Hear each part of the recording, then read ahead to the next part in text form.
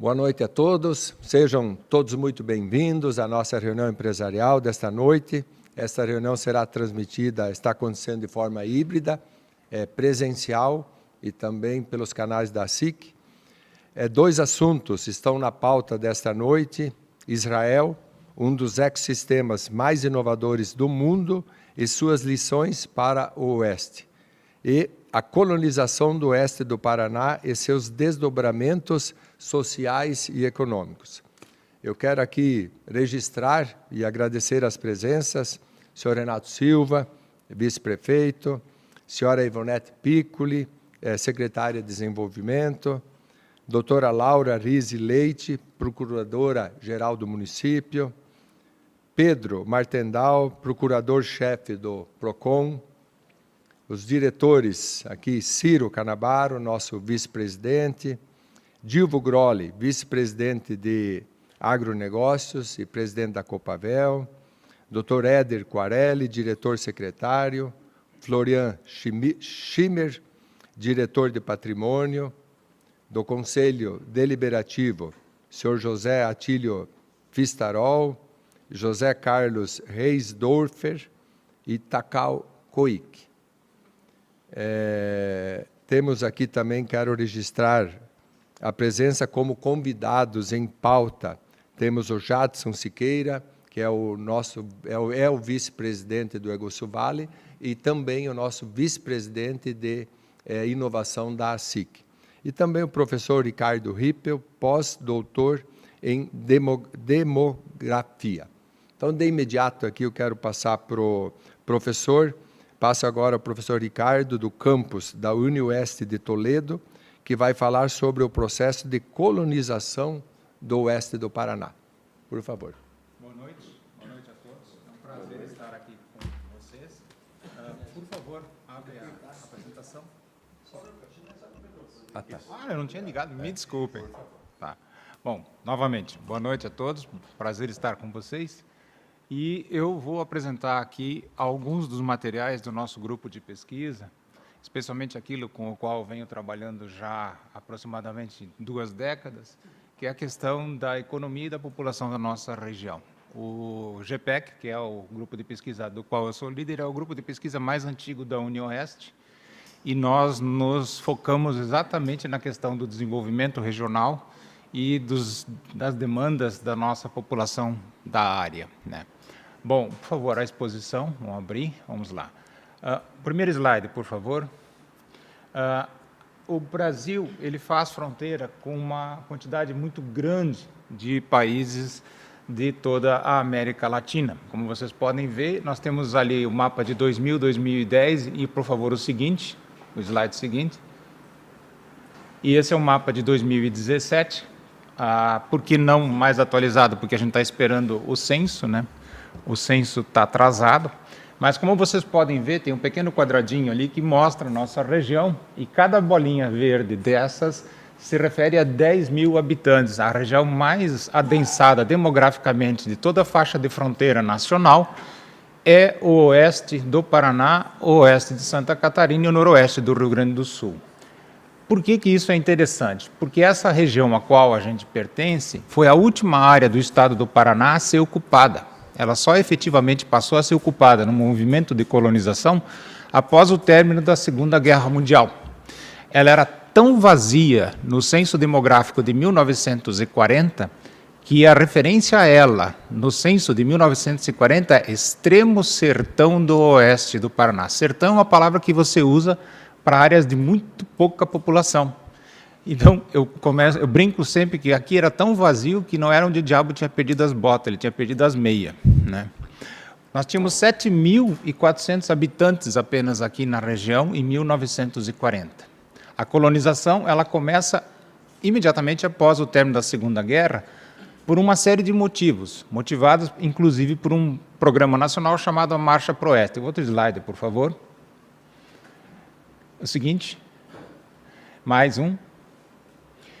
E essa região, ela não é desconhecida. Esse é um mapa que mostra um famoso caminho de circulação indígena, histórica aqui da nossa região, que é o famoso caminho do Piabiru, que alguns locais do nosso estado hoje estão ressuscitando como um caminho de turismo histórico.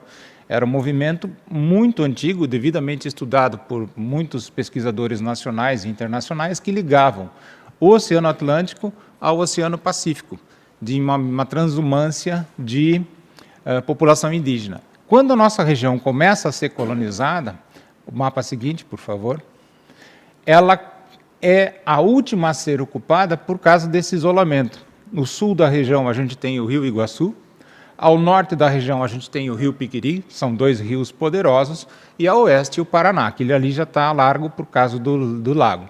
Mas vejam que naquele mapa ao lateral, a gente vê ali 12 reduções jesuíticas que já existiam aqui e vários pequenos povoados antigos que já existiam. Não é que a região não fosse conhecida, ela era difícil de ser acessada.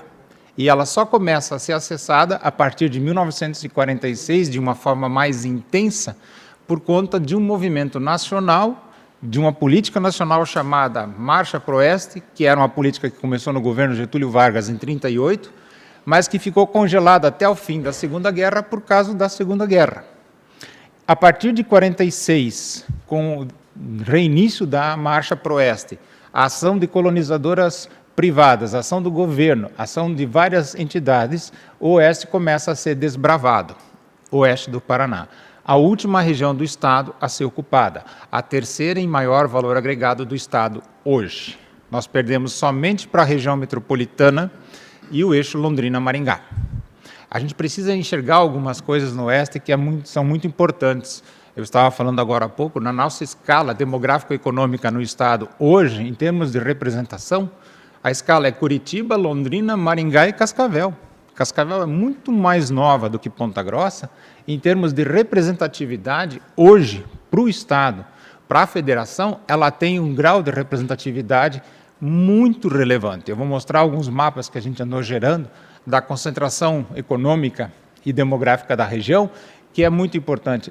E a região, vejam, desde sempre teve uma rota de capitais e de população antiga, só que só se intensifica a partir de 1946. O seguinte mapa, por favor. Esse mapa é de uma das colonizadoras. Esse é o mapa mais antigo que eu consegui localizar, ele está em tecido, da Sociedade Anônima Companhia de Madeiras del Alto Paraná, né, que é a antiga base do que deu origem depois à Fazenda Britânia, que foi colonizada pela Maripá. E nesse mapa dá para ver várias das nossas glebas, mas ele é muito antigo, é difícil de lidar com ele, então o máximo que a gente conseguiu de definição é isso. Mas a região não é uma região desconhecida e ela começou um processo de ocupação diferente de outros territórios do país. Avança, por favor. Esse é o mesmo mapa, já com a divisão territorial do processo de colonização que a Maripá executou e que foi replicado, melhor dizendo, por várias das nossas outras colonizadoras aqui. As características de ocupação da nossa região são diferentes de várias outras regiões do país. O grosso da ocupação da nossa região não foi de grandes propriedades. O grosso da ocupação da nossa região foi de pequenas propriedades. E por que isso aconteceu? Porque as colonizadoras perceberam, por experiências de colonização de outras áreas do país, que quando eles vendiam grandes propriedades para um único proprietário, era muito mais fácil não receber do que se vendesse pequenas propriedades para uma quantidade maior de proprietários, porque o prejuízo seria menor. É uma racionalidade interessante. Esse é um mapa da Fazenda Britânia atualizado pelo INCRA. A gente recentemente gerou esse mapa, isso dá uma noção de como a coisa vai sendo ocupada. E todas as outras glebas a gente fez isso. Eu só trouxe esse por causa que é o que eu tenho de mapa mais antigo, que mostra essa localização. Avança, por favor. Aí tem algumas das outras glebas desenhadas e também as ocupações históricas, né? Tudo isso a gente está planilhando ao longo.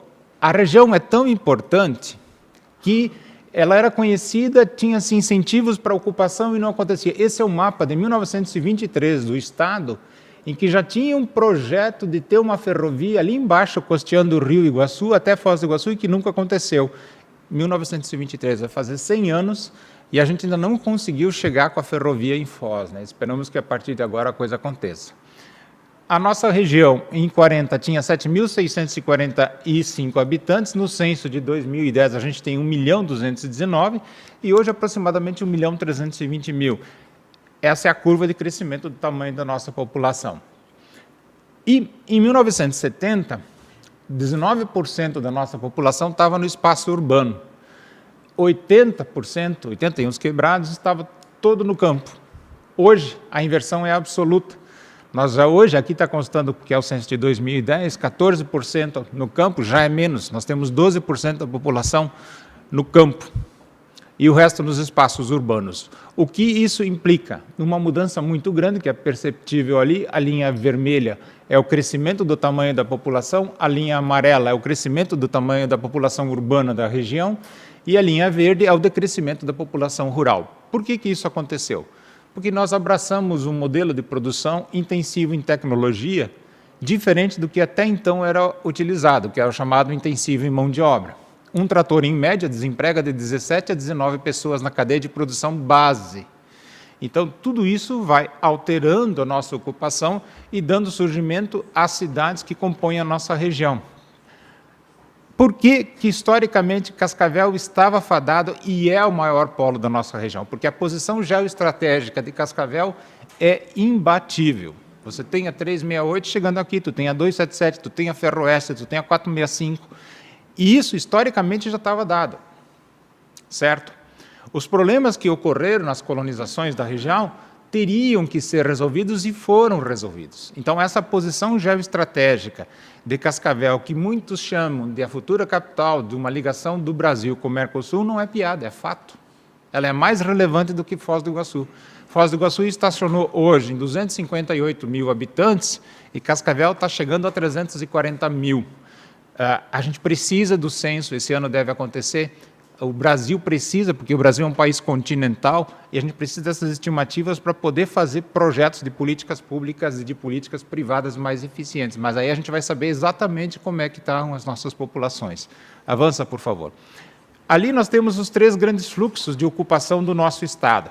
Aquelas flechas em verde são as ocupações que são chamadas de lusitanas, que vêm do litoral do Atlântico e vêm até o meio.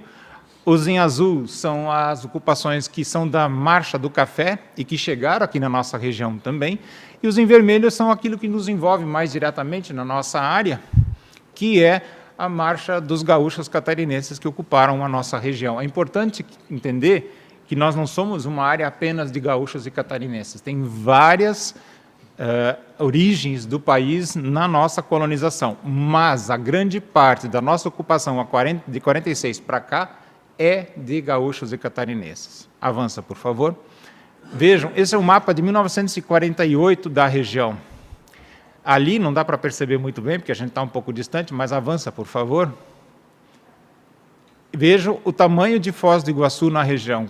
Toda a nossa região, quase ela inteira, pertencia a Foz do Iguaçu. Né? Foz do Iguaçu já é município desde 1914, por conta da posição de fronteira dela, porque era uma colônia militar e que foi alçada a município. Quando começa o processo de emancipação, na mesma data, em 1951, Cascavel, Toledo, Guaíra e Guaraniaçu foram emancipados. O mapa seguinte, por favor. Aí que nós temos a origem das 3 micro-regiões que nos compõem, e ali dá para ver o mapa do que era Foz do Iguaçu até então. Aquela ponta branca ali era o que antigamente pertencia a Laranjeiras do Sul. Laranjeiras é uma cidade mais antiga do que as nossas cidades aqui, mas ficou meio parada no tempo. Avança. Ali está a nossa região, já com os 5 primeiros municípios, né? Foz, que já existia, Guaíra, Cascavel, Toledo e Guaraniaçu, que surgiram a partir de 51. Avança. Vejam que eles vão delimitando os espaços. Avance, por favor. Com o desdobramento, a cada movimento de transformação, a região vai criando um volume maior de municípios, pode continuar avançando, até chegarmos, pode avançar mais um pouco, mais um pouquinho, aí nós chegamos à situação atual, com a região composta por 50 municípios. Né? Desses 50 municípios, 3 municípios carregam 63% do PIB da região e carregam aproximadamente 60% da população. São eles, Cascavel, Foz do Iguaçu e Toledo. A nossa região está em azul bem escuro, ali tem um quadradinho, ficou um pouco vermelho, pequeno. É uma região de colonização tão intensiva que na década de 60, a taxa de fecundidade das mulheres aqui na região era de 6,5 a 11 filhos por mulher. Por quê? Porque era uma época de ocupação do espaço territorial, quase você não tinha equipamentos e você precisava de mão de obra. Então você consegue ver nesse período etário grande quantidade de famílias com 8, 9, 10, 11 filhos, né? Isso é normal, porque o padrão de produção naquele momento era a mão de obra familiar. Quando vai para o slide seguinte, por favor. Quando a gente passa para o período seguinte, vejam que a cor ficou bem mais clara. Por quê? Porque nós começamos a nos intensificar tecnologicamente e a demanda de mão de obra da região ela é trocada, substituída pela mecanização, que para nós é algo bastante usual hoje, mas que naquele momento histórico implicou em mudanças. E é por isso que a região perdeu muita gente. Vejo que vai ficando cada vez mais claro, né? E aí o nosso desenvolvimento vai acompanhando. É a nossa região em 91, com um nível de desenvolvimento um pouco atrasado, em 2000 sobe, em 2010 mais avançando, quer dizer, a região vai se modernizando e a ponto de que hoje essa definição desse mapa superior do Brasil aponta a região intermediária chefiada por Cascavel. O grau de influência no país hoje de Cascavel, só no estado do Paraná, envolve hoje 96 municípios, que é aquele mapa ali. Esse é um mapa atualizado dos índices de desenvolvimento da nossa região, quer dizer, esses 3 municípios, Cascavel, Foz e Toledo, puxam o carro, vamos dizer assim, da região, e os demais seguem o ritmo. Não estou menosprezando ninguém, mas sendo realista. Por quê? Porque Cascavel com 340 mil, Foz do Iguaçu com 258 mil, Toledo com 145 mil, 60 e tantos % da população de uma região que tem 50 municípios, esse cenário todo vai interferir em todo o processo. A cidade que mais se aproxima depois de Toledo é Marechal Cândido Rondon e não tem 60 mil habitantes ainda. Então, isso tudo impacta. Vejam o nosso grau de crescimento. A barra verde é o crescimento da nossa região em termos de crescimento de população de ano a ano, de 10 em 10 anos. 40 a 50, 50 a 60, 60 a 70, e aí depois no finzinho de 40 a 2010, no comparativo, amarelo é o Paraná, volta um pouquinho, por favor, azul é o Brasil e verde é a nossa região. Então, a região se tornou realmente uma área de bastante destaque por conta desse desempenho demográfico e econômico. Qual é que foi a diferença? Por que o oeste do Paraná conseguiu determinados níveis de desenvolvimento que a gente não vê em outras regiões? Grande parte da mão de obra que veio para cá já veio trazendo uma experiência profissional de outros lugares, mesmo que fosse ligada ao campo. Era uma população, independente da sua origem, que tinha uma experiência profissional que permitiu a eles avançarem nos processos de crescimento econômico e depois, posteriormente, galgar os índices de desenvolvimento que nós temos hoje. É importante recordar uma afirmação econômica extremamente relevante. Não há desenvolvimento sem crescimento econômico. Você tem que crescer economicamente para depois obter outros níveis de desenvolvimento. É o que mais ou menos na década de 70, no Milagre Econômico, o ministro da Fazenda, o Antônio Delfim Neto, dizia: vamos fazer o bolo crescer para depois repartir. Então, é essencial perceber isso. E o oeste do Paraná conseguiu, de certa forma, executar isso num período muito relevante e muito curto. Avança, por favor. Vejam que o nosso crescimento era tão relevante, a barra está um pouco escondida, mas é aquela barra marrom, essa é a taxa de crescimento da nossa região, e aquela amarela, que é a quarta, quinta depois ali, é Curitiba. Nós crescemos muito mais que Curitiba na década de 60, 70. Crescemos, isso é uma proporção, né, do tamanho da população que a gente tinha e da população que a gente passou a ter. A gente recebeu, entre 60 e 70, aproximadamente 300 mil imigrantes aqui na região. Avança. E olha, aí que vem uma coisa muito interessante, e que isso rebate diretamente do nosso processo de crescimento. Em 70, aquele gráfico mostra a ocupação do nosso território. Em 70, a gente ainda estava desmatando a região, estava ocupando a área, e vejam que o grosso das propriedades são propriedades de 0 a 10 hectares. Em 75, quando a ocupação da região está praticamente finalizada, 55,29% das propriedades da nossa região são de 0 a 10 hectares. Em 99, porque não dados mais atualizados, porque depois mudou a metodologia, é diferente. Então, o comparativo interessante é possível ali, mas vocês percebem claramente que onde é que mudou? Mudou no tamanho da propriedade média, e não da grande latifúndio ou da grande propriedade. Nós temos apenas 3,53% de grandes propriedades, 0,12% de latifúndios. O grosso das propriedades na nossa região, propriedades rurais, são propriedades que nós chamamos de tamanho médio. E esse processo de transformação está atrelado diretamente ao nosso cenário de intensificação tecnológica. E aí a gente usa várias ferramentas para medir isso.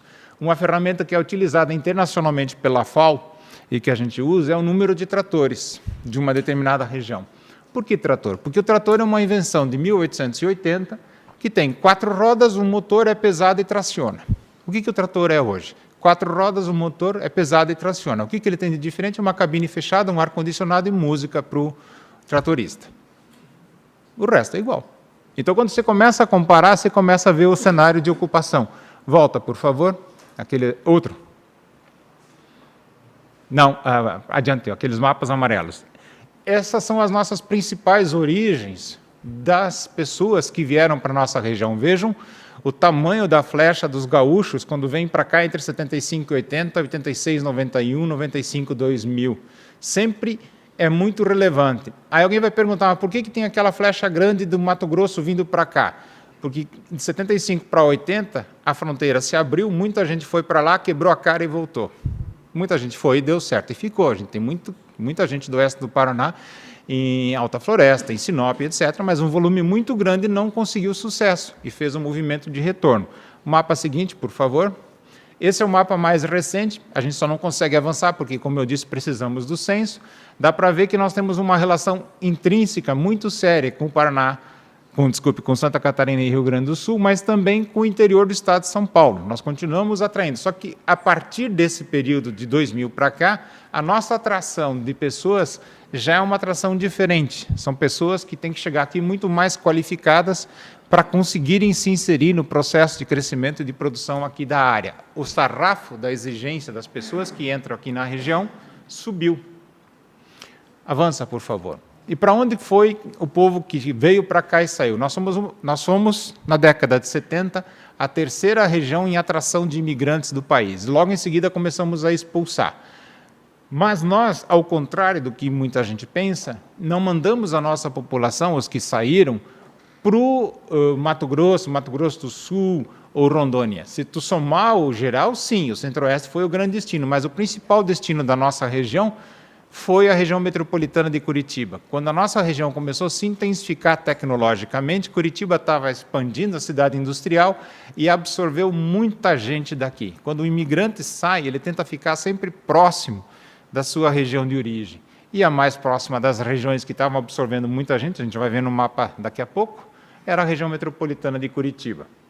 Então, grosso modo, a gente vê uma transformação muito grande na região, avança por favor, onde você começa a perceber que ela passa a ser uma área de referência para o Estado, recebendo um volume muito grande, mais recebendo do que mandando. Avança. Esse é o mapa mais atualizado, 2005, 2010, vejam que tem um fluxo importante vindo de Curitiba, e aí os mapas de saídas, né? Quem saiu e etc. Por exemplo, naquele primeiro mapa superior do canto de cá, vocês vão encontrar um índice, uma flecha expressiva. Naquele período, naqueles 5 anos, nós perdemos aproximadamente 80 mil pessoas para Curitiba. Então, no comparativo, o principal destino de saída dos nossos indivíduos daqui naquele período foi a região metropolitana. Avança. Continua sendo uma região de destino, porque é o principal polo econômico do Estado. E aí, dentro da região, o que é que aconteceu? A região foi consolidando um papel de desenvolvimento relevante, no qual, como eu já disse anteriormente, por motivos demográficos e motivos econômicos, 3 municípios puxam a locomotiva do crescimento da região. Isso é visível nesse comparativo, Porque entre Cascavel, Toledo e Foz, Cascavel, Toledo e Foz, você vai ver o maior volume de circularidade de pessoas. A gente já quantificou, por exemplo, que o volume de pessoas que se deslocam para Cascavel para estudar e para trabalhar no dia a dia é muito relevante. A mesma coisa para Toledo, a mesma coisa para Foz do Iguaçu. Então, são 3 cidades que acabam cadenciando grande parte do crescimento da nossa região. Avança, por favor. E hoje acontece uma coisa interessante. Pela própria estagnação econômica que vem afetando o setor de turismo, hoje Toledo absorve mais gente da região do que Foz do Iguaçu, por essa incapacidade de Foz do Iguaçu sair desse cenário tão dependente do setor de serviços turismo. E aí eu digo o seguinte, é uma grande injustiça, né? Porque tudo acabou, desculpem, tudo na verdade era lá no passado originário de Foz do Iguaçu e hoje Foz do Iguaçu acabou sendo superado economicamente por Cascavel e na capacidade de atração por Toledo por conta do processo de desenvolvimento que a região vivenciou. Pode seguir, por favor. Esses são os cenários recentes, como eu disse, você vai ver que sempre... E vejam, nós hoje somos a 3ª região em valor agregado do Estado. E nós conseguimos essa transformação por vários motivos. Um dos elementos chaves, nosso solo, outro elemento chave, a nossa topografia, e o elemento chave essencial, a nossa posição geoestratégica frente à expansão econômica que se consolidou no país. E uma coisa que é muito importante, desde 1970 até hoje, os municípios que concentraram o maior volume de população urbana sempre foram os mesmos. Avança, por favor. Vejam que, conforme vai adensando a cor, a concentração urbana cresce. Se você quer provar o raciocínio, você vai inverter. A gente também inverte e vai ver que no rural os que estão concentrando são os opostos a esse. Avança, por favor. Bom, no cenário nacional, nos polos do sul do país, veja o que a gente encontra. Avança para o próximo mapa, que fica mais visível. Curitiba é líder. A cor laranja mais forte prova o grau de concentração e agregação econômica de Cascavel, que é superior a Ponta Grossa. Então, hoje, na escala econômica demográfica de país, é Curitiba, de Paraná, desculpa, é Curitiba, Londrina, Maringá e Cascavel. Cascavel é muito mais nova do que Ponta Grossa e superou Ponta Grossa nessa representatividade. Portanto, a gente tem que raciocinar que o Oeste tem que se digladiar em conjunto para exercer e pedir os seus direitos, porque nós somos, de fato, a 3ª região em valor agregado do Estado, né? Muitas vezes a gente desconhece isso ou não presta atenção nisso. E a região se desenvolveu de tal forma que, quando a gente começa a analisar o perfil das pessoas que vieram para cá, vejam, e entre 60 e 70, a barra laranja e a barra azul são de pessoas sem nenhuma instrução ou com primário incompleto.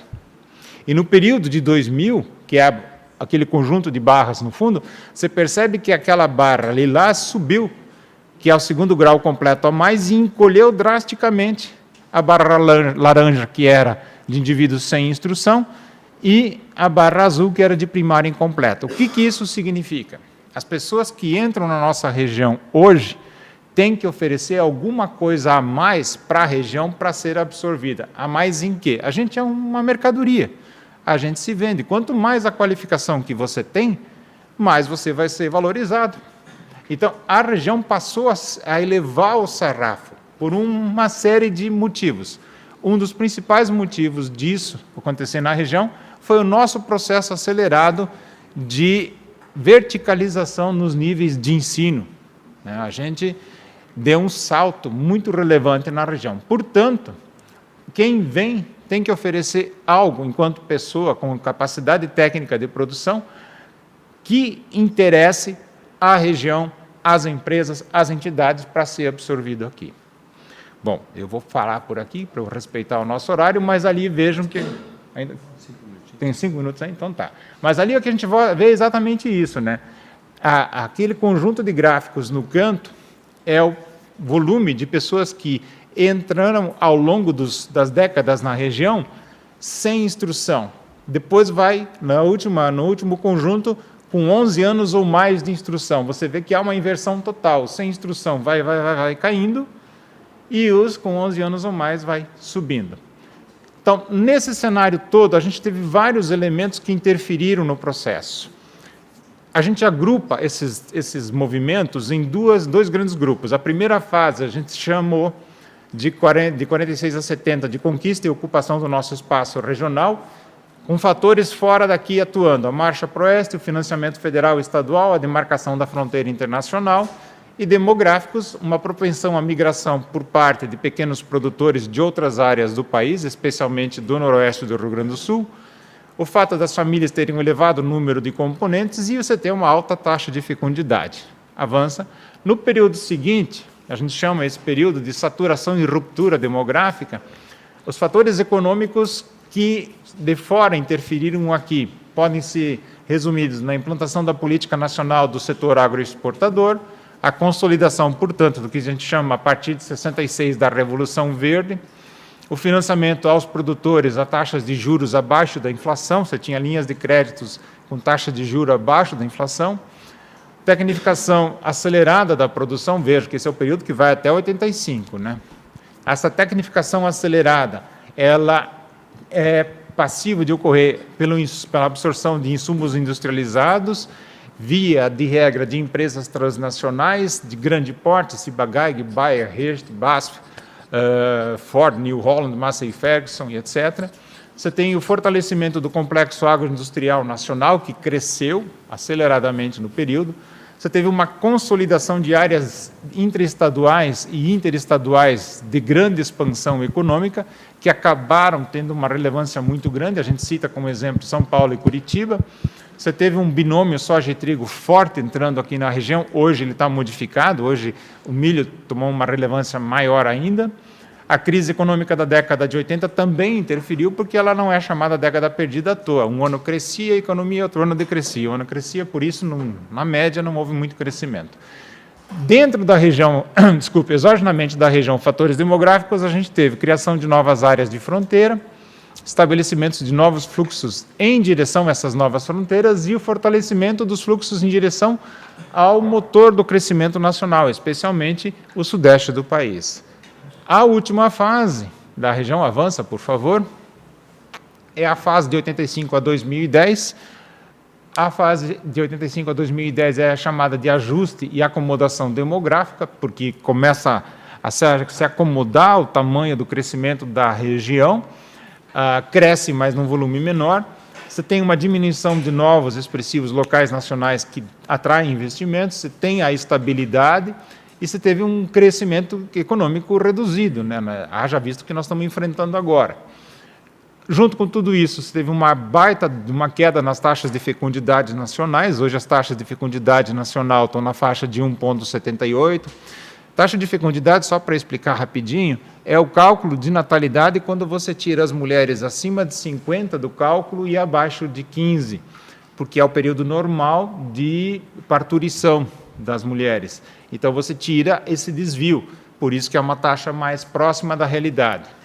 E aí, dentro da região, o que aconteceu para nós sermos o que somos? Nós tínhamos um dos melhores solos do mundo. O solo roxo da gente é o segundo solo naturalmente mais fértil do mundo. Ele é frágil, mas ele é de uma alta fertilidade. As nossas terras, no começo, naquela fase 46 a 70, eram muito baratas. O clima, propício. A topografia, também.